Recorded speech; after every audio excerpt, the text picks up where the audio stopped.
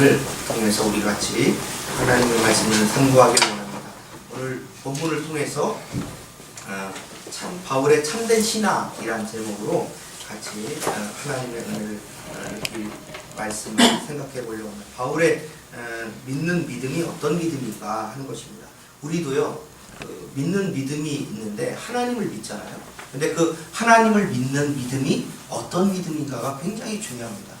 믿음이라는 것은 하나님과 내가 신뢰관계를 얘기하는 거예요. 그래서 우리가 부부도 그렇고 자녀들도 그렇고 이렇게 신뢰관계가 있습니다.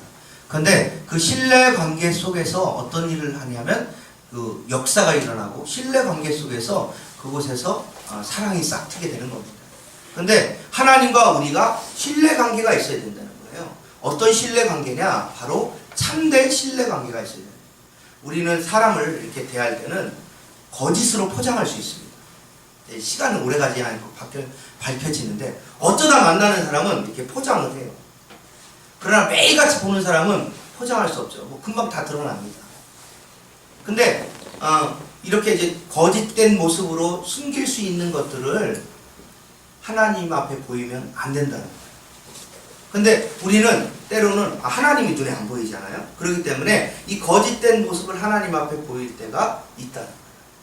왜 착각할 때가 있어요. 우리 마음은 아무에게도 안 들킬 거야 하는 마음이죠. 그러나 하나님은 우리의 어디를 보시냐면 중심을 보시기 때문에 우리 마음 가운데 참된 믿음이 있는가 없는가 보시는 거예요. 겉의 모습은요 다 달라집니다. 그렇지만 우리 마음 가운데 중심이 가지고 있는 참된 믿음이 하나님 보실 때 오케이 하면 그 다음부터 하나님과 사랑이 싹트고 그 신뢰관계의 역사가 일어나기 때문에 그리고 난 다음에 믿음의 역사가 하나씩 나타나게 되는 겁니다. 근데 우리 마음이 굉장히 중요합니다. 내가 하나님을 신뢰하는가? 하나님을 신뢰하는 모습이 사람들이 있을 때 성도들과 같이 있을 때나 나타나는 건지 아니면 나 혼자 있을 때 또 나를 잘 모르는 사람들과 같이 있을 때 나타나는지를 잘 봐야 돼요. 여러분 교회에 올 때는 성도 같고 그렇지만 또 일주일 직장 다니고 또 일을 할 때 사람들을 만날 때 대할 때는 세상 사람과 똑같이 된다면 그건 참된 믿음이 아니라 참된 믿음은 어디로 가든지 이렇게 변하지 않는 걸 얘기하는 거예요. 그래서 금덩이가 왜 가치가 있습니까? 그거 변하지 않기 때문에. 색깔이 변하지 않습니다. 좀 퇴색되는데 조금만 이렇게 문질러주면 금방 금빛이 드러납니다. 그러니까 가치가 있는 거예요. 우리의 참된 믿음은 하나님 앞에서 있어야 되는데 그 믿음이 변함이 없어야 돼요. 1월 1일 날 가졌던 믿음이나 12월 달에 갖는 믿음이 똑같아야 돼요. 근데 우리는 중간에 어떻게 퇴색이 돼요. 근데 우리는 성령의 기름으로 이 퇴색된 마음을 자꾸 문질러요. 그래서 하나님 앞에서 참된 믿음을 보여줘야 돼요. 우리가 하나님 앞에 참된 믿음이 있어야 되는 것을 보여줘요. 그 참된 믿음의 조건이 뭐냐? 오늘 사도 바울을 통해서 우리가 같이 나누려고 하는 내용입니다. 여러분 마음 가운데 믿음의 참된 모습과 참된 믿음을 갖는 여러분 되시기를 주님의 이름으로 축원합니다. 우리가 참된 믿음을 지키기 위하여 악인들의 회방을 두려워하지 말아야 됩니다. 악인들은 선전은 악을 악하다고 하고 선을 악하다고 하고 악을 선하다고 하는 사람들이 이게 바로 악한 사람들입니다. 옳게 믿는 성도들은 악인들의 까닭없는 저주를 무서워할 필요가 없습니다. 왜냐? 그것은 악인의 저주이기 때문입니다. 루터는 로마 천주교에서 나올 때 가늠한 자라는 욕을 들었습니다. 개혁자 파렐은 루터파의 개라는 말을 들었습니다.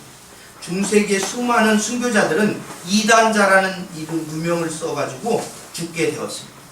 근데 참된 믿음이 뭐냐 할 때 그 참된 믿음을 가지고 있으면 우리의 여러 가지 욕을 먹고 악인들의 우리를 핍박하는 것을 볼 때에 그것은 이겨낼 수 있다 하는 것입니다. 오늘 14절 우리 한번 읽어보겠습니다. 24장 14절 우리 같이 읽습니다. 시작. 그러나 이것을 당신께 고백하리이다. 나는 그들이 이단이라고 하는 도를 따라 조상의 하나님을 섬기고 율법과 선지자들의 글에 기록된 것을 다 믿으며. 이렇게 첫 번째는 조상의 하나님을 섬기고. 조상이 누구냐? 아브라함과 이삭과 야곱의 하나님, 다윗의 하나님, 그 하나님을 섬기는 것을 보는 겁니다.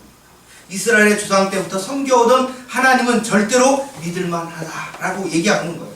그 하나님은 이스라엘의 조상들로 하여금 믿음의 증거를 주었습니다. 히브리서 11장에 보면 믿음의 조건들을 얘기하고 있어요. 선진들이 이로써 증거를 얻었다라고 말하고 있는 거예요.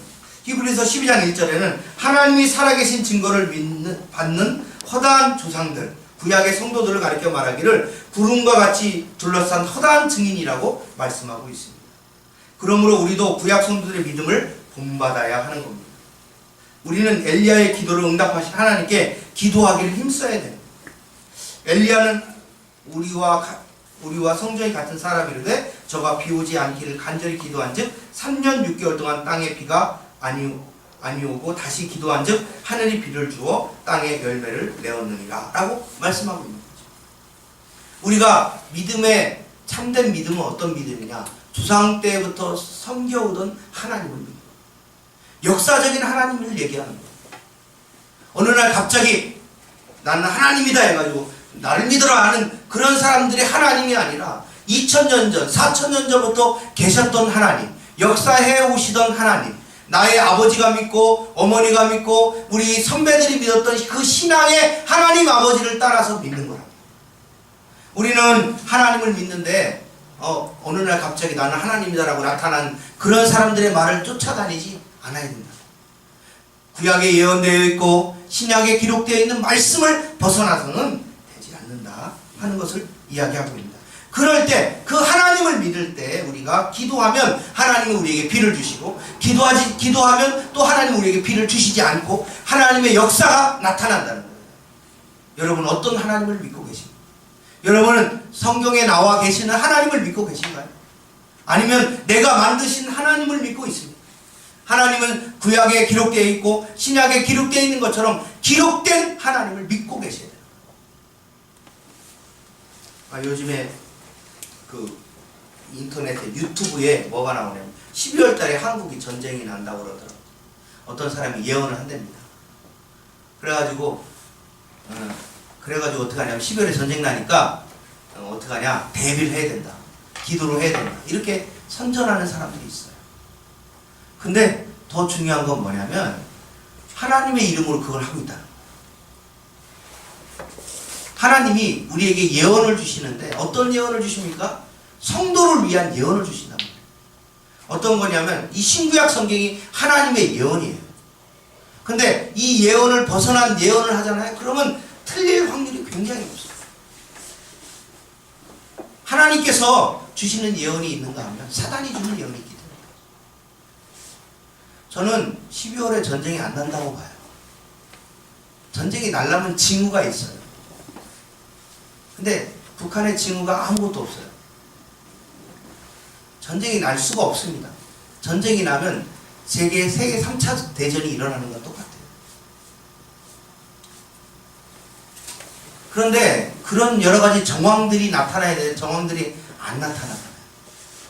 그런데 내가 하나님을 기도하니까 어젯밤에 하나님 꿈에 나타나가지고 한국이 전쟁이 난다 이렇게 얘기하는 거예요. 성경에 어디 있습니까? 한국이 전쟁 난다는 겁니다. 그거는 하나님의 계시가 아니고 자기 계시, 그냥 자기가 얘기하는 거예요. 그리고서는 미국으로 도망가. 아니 기독교인들은 나라를 위해서 죽기까지 하거든요. 왜 전쟁 나면 한국에 남아서 기도해야지 왜 도망가요? 가서 한국을 지켜야지. 한국의 성도들은 어떻게 하고 다 미국으로 간다 이렇게 가는 사람들이 있다는 거예요. 그래가지고 한 3개월 여행 티켓 끊어가지고 미국에 모여가지고 한다는 거예요. 그런 정신 나간 사람들이 있단 말이에요. 왜 그렇습니까? 사단의 꼬임에 빠졌기 때문에. 우리가 기억해야 되는 것은 참된 믿음은 역사적인 하나님을 믿는 거예요. 절대로 어느 날 순간에 쭉 일어나가지고 그게 참신이다라고 얘기하는 것은 다 이단들이 굉장히 과거부터 하나님이 역사해 오시던 사건들이 있어요. 과거부터 해오던 그 하나님이 계시다. 그 하나님을 벗어나는 일종의 이단과 같은 사이비 종교들이 굉장히 많습니다. 여러분 행복하신 줄 알아야 돼요. 왜냐? 참된 교회와 계시기 때문에. 하나님 말씀을 성경을 하나님 말씀으로 믿고 그 말씀이 하나님의 계시와 예언인 줄 알고 믿고 사는 것을 감사하셔야 돼요. 그래서 과거부터 역사적인 기독교예요. 저 기독교는 절대로 허황되지 않습니다. 참된 기독교는 과거가 있어요. 과거에 어떻게 해왔는지가 있단 말이에요. 근데 그게 없는 사람은, 그게 없는 종교는 그거 벌써 이단이에요.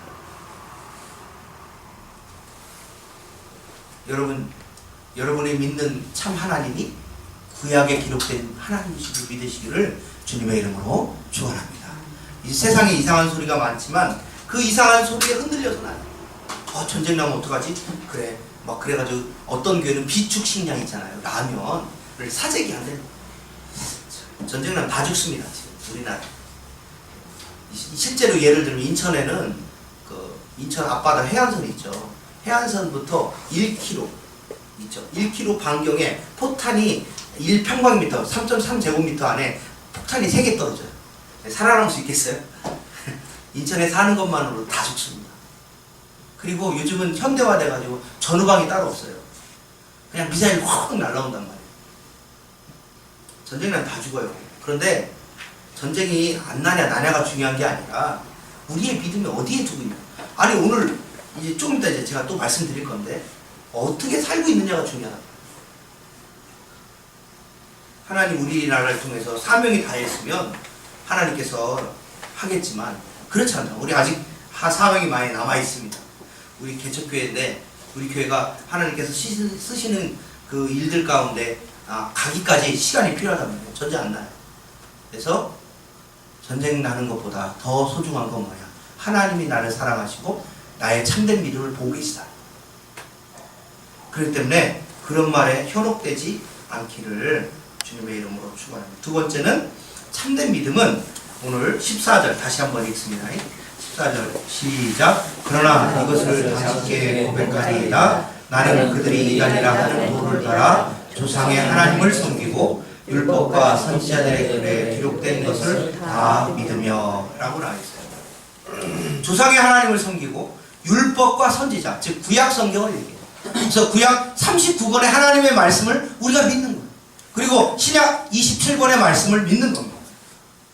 사람이 육체가 죽는 것은 사람이 믿는 믿음 가운데 이 믿음의 결과가 뭐냐? 율법과 선지자의 그리스도가 오시라는 말씀을 직접 또는 간접으로 많이 예언됐습니다. 바빙크라는 신학자는 구약의 그리스도의 초림에 대한 예언이 456회, 즉 신구약 성경, 구약 성경 39권인데 그 중에 456회가 예수 그리스도께서 오실 것입니다 라는 예언을 직접 간접으로 표현하고 있다. 그 예수님을 믿고 구원받는 거예요. 그 예수 그리스도, 오실 예수 그리스도, 초림하실 예수님, 마구간에 태어나신 그 예수님을 믿고 나아가는 삶이 우리의 믿음의 참된 믿음이라는 거예요. 예수 그리스도 외에는 구원 얻을 자가 없기 때문에 예수 그리스도를 믿는 믿음으로 말미암아 우리가 구원받는 거예요. 구약에 기록된 선지자의 글이나 시편의 글이나 또 그 다음에 모세오경의 말씀은 다 누구에 대한 말씀이냐? 나에 대한 말씀이라고 예수님 스스로가 말씀하셨어요. 율법과 시편과 선지자의 글은 나에 대하여 이야기합니다. 요한복음의 21장에 그 보니까 예수님 말씀하시기를 나에 대한 이야기랍니다. 구약 전체가 예수 그리스도에 대한 이야기로 점철되어 있다는 것을 설명하고 있는 거예요. 그럴 때 구약의 성도들은 초림하신 마구간에 태어나신 예수님을 바라보며 믿고 어디를 가냐? 천국 갔단 말이에요. 율법과 선지자의 글을 믿는 거예요. 구약을 믿는 거예요. 구약에 나와 있는 예수님을 보고 믿는 거예요. 하나님의 영이 띈 사람은 구약의 예수 그리스도를 발견합니다. 그런데 구약의 예수 그리스도를 발견할 수 없는 영 안에 뜨지 않은 사람, 우리의 눈이 열려가지고 구약의 말씀을 보여요. 이 성경을 떠나서는 어떤 예언도 어떤 하나님의 계시도 없는 거예요. 신구약 성경이 딱 완성이 됐어요. 근데 거기에다가 하나님의 예언이라고 말이야, 내일 모레 전쟁 난다고 했었고 그러면 곤란하다.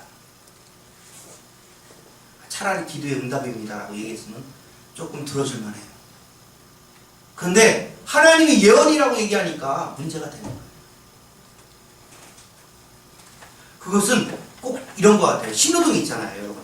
신호등이 있으면 차가 어떻게 해? 신호등 앞에서 빨간불은 서야 되고 파란불은 지나간단 말이죠.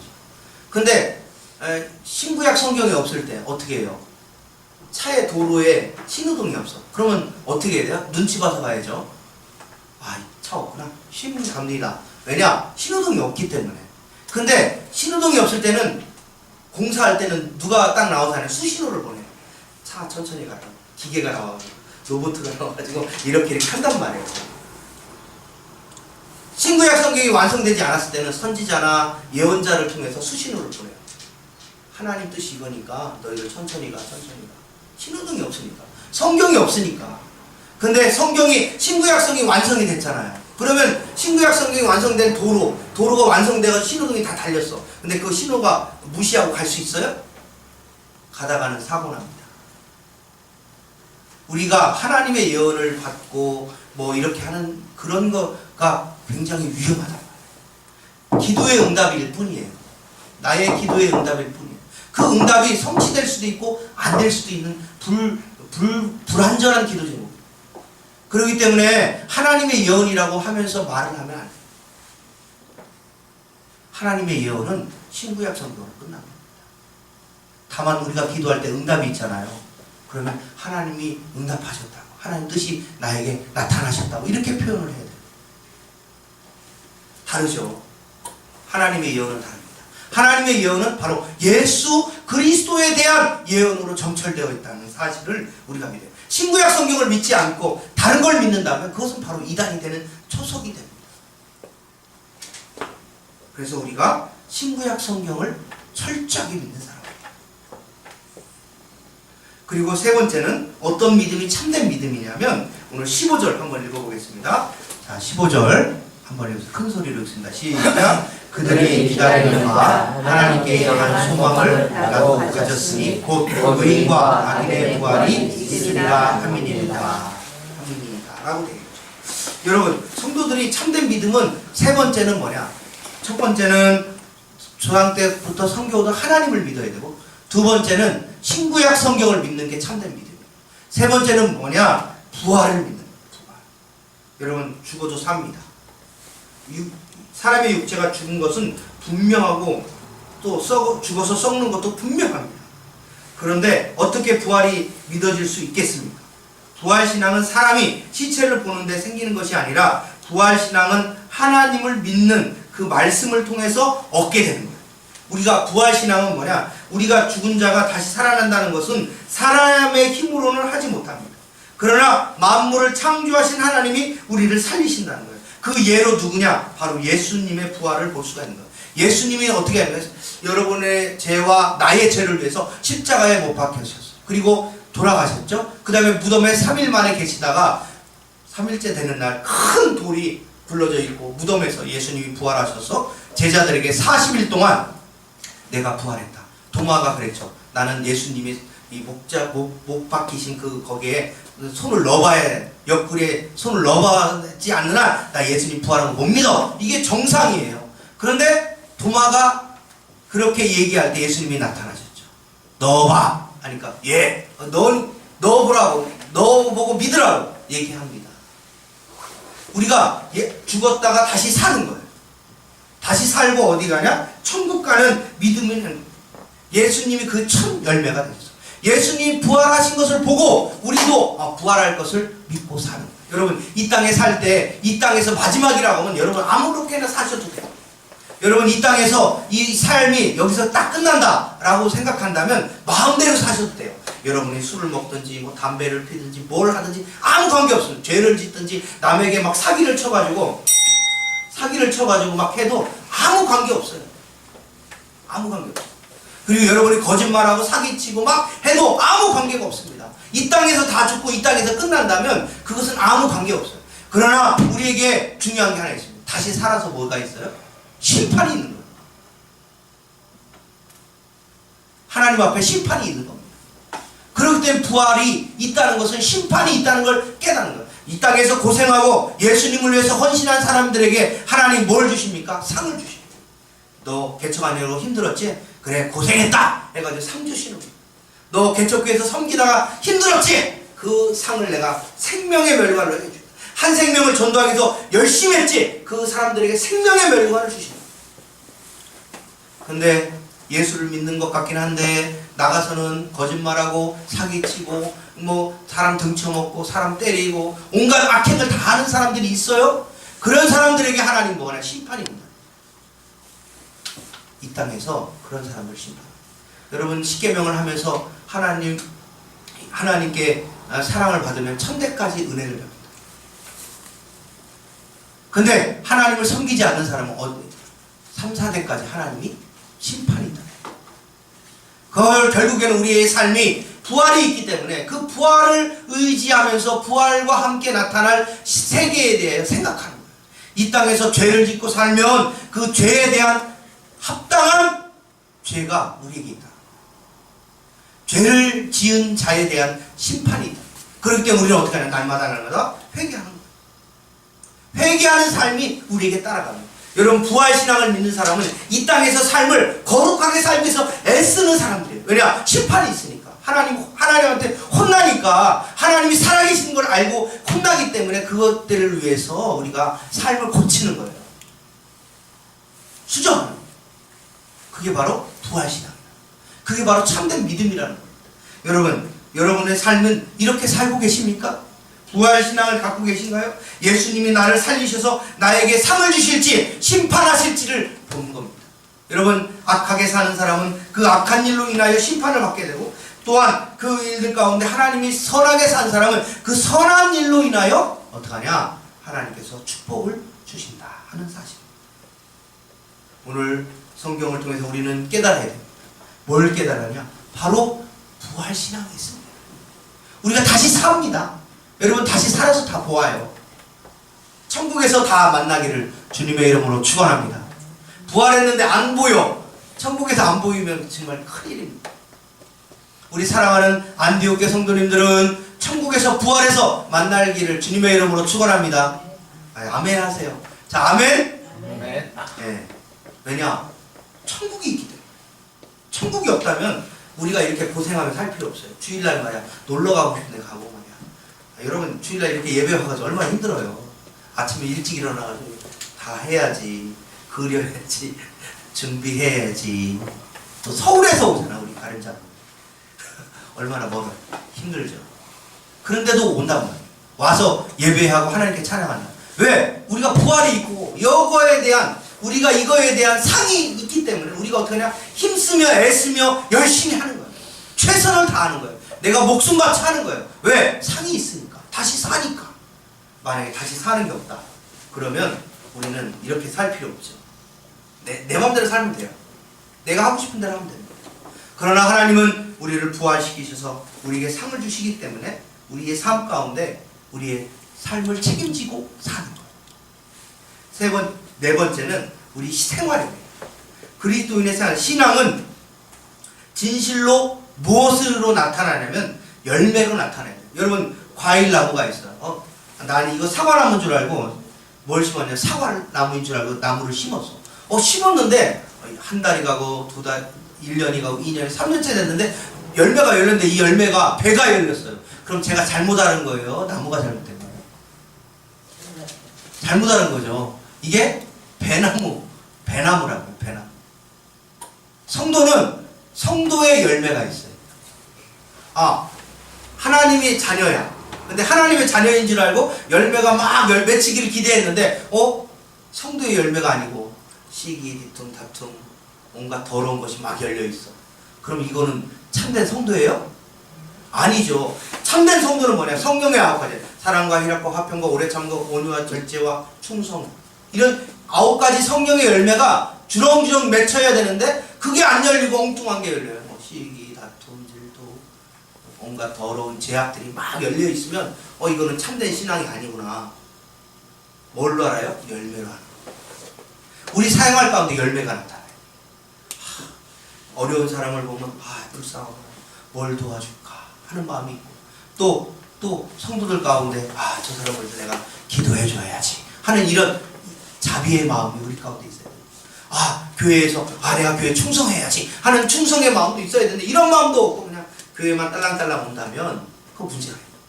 그건 성도의 열매가 나타나죠. 여러분의 삶 가운데 열매가 나타나요. 사랑의 열매가 나타나요. 인내의 열매가 나타나요. 자비와 양성과 온유와 충성과 절제의 열매들이 주렁주렁 맺히도록 우리의 삶이 나타나요.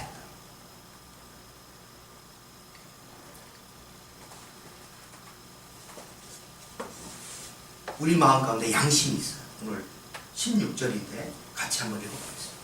시작. 이것으로 말미암아 나도 하나님과 사람에 대하여 항상 양심에 거리낌이 없기를 힘쓰나이다.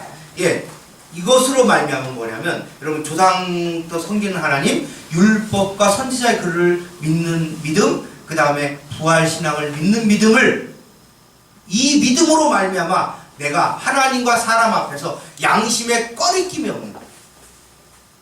이 양심에 꺼리낌이 없는 거예요. 양심이 뭐냐 이런 겁니다. 여러분 예전에 그런 거 기사를 읽어보셨는지 모르겠어요. 저는 읽었는데 어렸을 때 책을 훔쳤어요. 책방에. 그랬는데 이 사람이 책을 훔쳐가지고 책을 이렇게 보고, 자전거였군요. 죄송해요. 생각난다. 자전거를 훔쳤는데 이게 일평생 마음 가운데 남는 거예요. 양심이 막 너 도둑놈 너 도둑놈 이러는 거예요. 그래가지고 이 사람이 나이가 많이 들어가지고 이 자전거 원래 가게 했던 분한테 사과의 편지를 써가지고 돈을 붙였다는 거예요. 자전거 값을 이자 붙여가지고. 그게 양심입니다. 우리 마음 가운데 부활신앙 있는 사람은 악인도 또 선한 사람도 부활해서 심판을 받고 상을 받듯이, 그렇기 때문에 우리가 이 땅에 살면서 사람들 간에 또 하나님과의 관계에 꺼리낌이 없는 선한 마음을 가지고 있어야 된다 하는 겁니다. 그런 믿음의 사람들 되시기를 주님의 이름으로 축원합니다. 조상적부터 섬겨온 하나님, 율법과 선지자의 글을 믿고 성경을 믿는 그런 믿음, 부활신앙을 믿는 믿음, 그런 믿음을 갖고 그 믿음 가운데 열매를 맺는 사랑하는 성도님 되시기를 주님의 이름으로 축원합니다. 기도하겠습니다. 사랑이 많으신